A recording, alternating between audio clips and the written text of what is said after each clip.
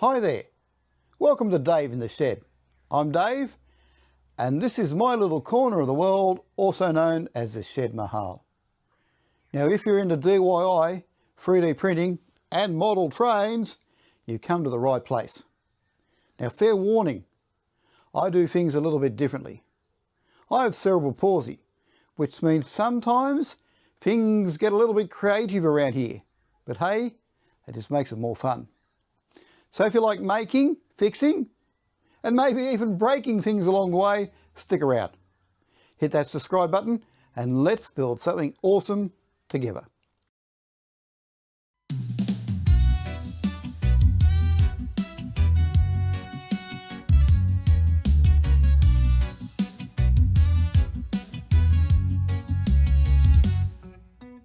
Down in the shed where the magic begins, Dave's got his tools, let the fun commence.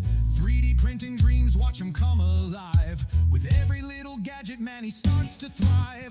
Blueprints in hand, technology so keen, building up the future like a crafty machine. Model trains rolling on a whimsical track. In this shed of wonder, there's no time to slack. Oh, Dave in the shed where the vibes stay high. Creating with passion, he's reaching for the sky.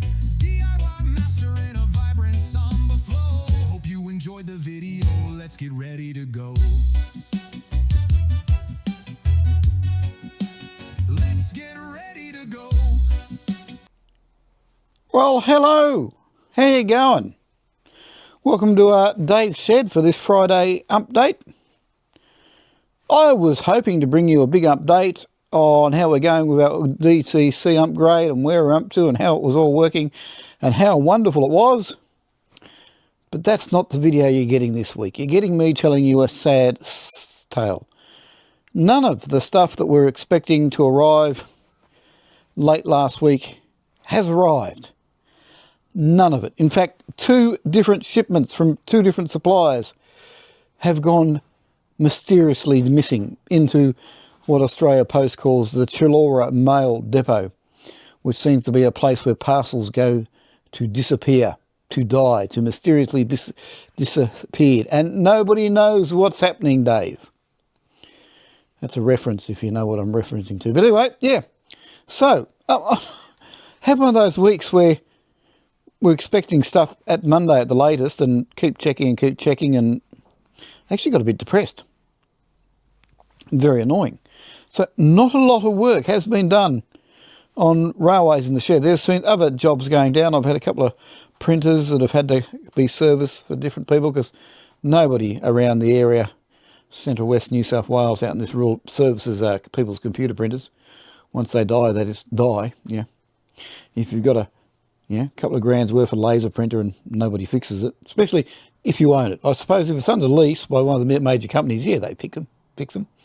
So I've been doing a bit of work. There's a good, very interesting Kyosha, beautiful laser printer here that we had to do a bit of work on because it was jamming. And there's another big Epson. Oh, Epson A3. Anyway, let's digress. This is not about me doing. Actually, there's an Epson A3 printer in the house on the dining room table of all places at present that came in. Unfortunately, somebody said they'd put new printer cartridges in it and it failed to print. Yeah, that's half the story. Half the story. Yes, they put, look, when you own these big expensive printers, I'm not talking about the $40 ones you get one. When you're talking about $400 or $500 printers off more, this Epson's probably worth about $1,000 new retail. Don't put generic cartridges in them. It really isn't good for them. So, yeah. Unfortunately, the Epson that's I've been working on, it's a beautiful machine. It's a A3 printer, A3 scanner, document feeder, fax machine, beautiful machine. Virtually it's mine now because when I told the people, look, biggest hassle is it's not working well because it's got non-genuine ink in it, and to clean it out, I'm going to have to charge it big dollars. You're looking to disassemble and clean them, you're looking at about 5-6 hours labour, which costs money. Anyway, they've just said, look, don't want it back, it's going to cost that. So anyway, It's one of those silly ones. I'm going to leave it as is because I don't have an A3 scanning machine. The machine will scan A3 documents. It will also scan documents. A4 is a document for it. It's one of those ones where it runs out of ink you can't scan, but because it's got ink in it and it thinks it's got ink in it, can't print with it. It works as a great, lovely network scanner. I'm going to keep it and use it as a network scanner. Anyway, digress, because there's not much else going on at the moment, but I will show you something because I had a bit of a revelation in my frustration. We've got over there, where you can see over there, the coal train and the coal mine, and it delivers stuff down to the port to delivers coal for shipment and also loading up boats that needs coal. But how do they get the coal off the boat? I mean, how do they get the coal off the train on the boat? Because there's no way, unless you get a bloke in there with a coal, with a shovel, how are you going to unload your coal off the boat, off the train onto the boat? How are you going to get the coal off the train? A man with a shovel? You could have used that big crane that I had over here that's now gone somewhere else to be used and have a bucket loader, I suppose, but that wasn't going to. So I cut a hole in the layout. Literally. I'm good at that. I've done that a bit lately. I'm going to just snooch past me little divider. How about this? There is a whole coal unloading assembly, and I've only just started. I've got to come back and put some dirt around and fill up the holes where I've been digging. But there you go. We now have a facility to unload coal, dump it down the bottom of the hoppers, or any material that I suppose that'll come out the hoppers can be dumped down through here and get loaded onto waiting ships or coalers or steamers, or whatever you want to do, or transshipped in some way.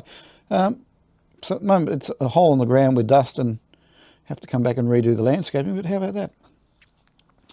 Amazing thing is, found these things on the interwebs, on one of the websites. They're actually in Engage, due to the wonders of CAD software. I was able to rescale them to O scale. So from N scale to O scale, that's a 333% size increase, rescaling, and print them out. Now, print them out in my, because it's sitting there idle, print them out in the resin printer, and there we go.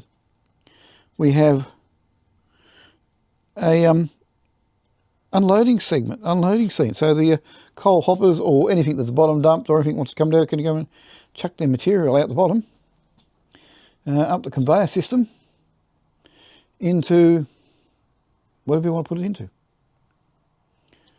Anyway, that is about it for this week.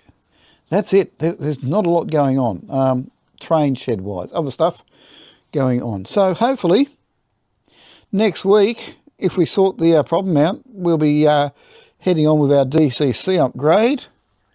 Hopefully, fingers crossed. At the moment, I'm getting no answers from Australia Post. I can't even inquire, even though the shipments are now well over 7 days late. I can't even put an inquiry in.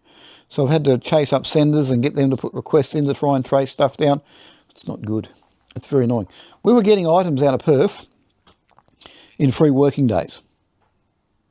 Now they're telling us, oh no, it's 3 weeks. Come on, Aussie Post. That's my whinge.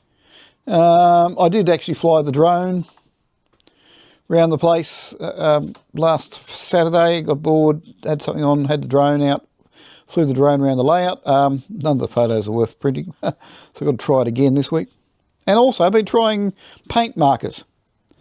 If you follow New Junction on interwebs, he's been using paint markers, and I thought I'd try some paint markers. And so far, look, this is the ox and the man, and he's singing his trolley, and he's been sitting here for ages for being unpainted. And I had a bit of a go with the paint markers. What do you think? So I'm printing people and bits and pieces, workers for me sites and that, and having a play with paint markers. Anyway, that's about it. Oh, my village. Hang on, we'll have a quick look over here too at the houses. Did the doors and the windows in the houses this week. They've got doors, windows, and actually put some bamboo down on the verandas just to give them Nice around. So they've got all their windows. They haven't got any glass in the windows yet. That's the next thing. Huts, toilets. Got the dunnies up the back. Got the Thunderbox. Painted the doors on the Thunderbox. Sorry, textured with the textures. And over here in the gardens, I don't know if you can see it. Even painted the doors on the Thunderboxes, so the one has a blue door and one has a pink door. Anyway, that's it for this week. Like I said, nothing to report. There's nothing going on. I'm just, anyway, frustrated. So, till we meet again, keep safe, keep well. Now, if you've got any questions on anything you've seen in the video, give me a shout out. I'll answer them. If you'd like access to STL files of anything I've shown in the videos, let me know and we can arrange that. These are some test samples I did on the FDM printer of the loader and unloader, but I did them on the resin because I just could as my final print. But anyway, like I said, if you want access to any of the files that we've shown, let us know. Any comments, let us know. Please give the movie a thumbs up. If you like what you see in this video, give it a thumbs up. It helps me. It helps me with... also finally painted the ute. Dave's ute was here and needed a bit more going up, but of course I had the fancy pens out. I was finally able to do the ute. The ute's been sitting there. My ute's been sitting there in the servo for ages. But anyway, if you like this, what you see in this video, give it a thumbs up. If you're not a subscriber, please subscribe, share this video with your friends, do all that.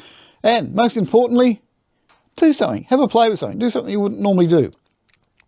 Because in the words of Mr. Henry Ford, if you think you can, and if you think you can't, you're right. Hopefully catch you next Friday. Till then, look after yourself. Keep those trains running. Oh, look at this. Redibby boxing kangaroos too. Can you see them down there? Punch on, fellas. Punch on.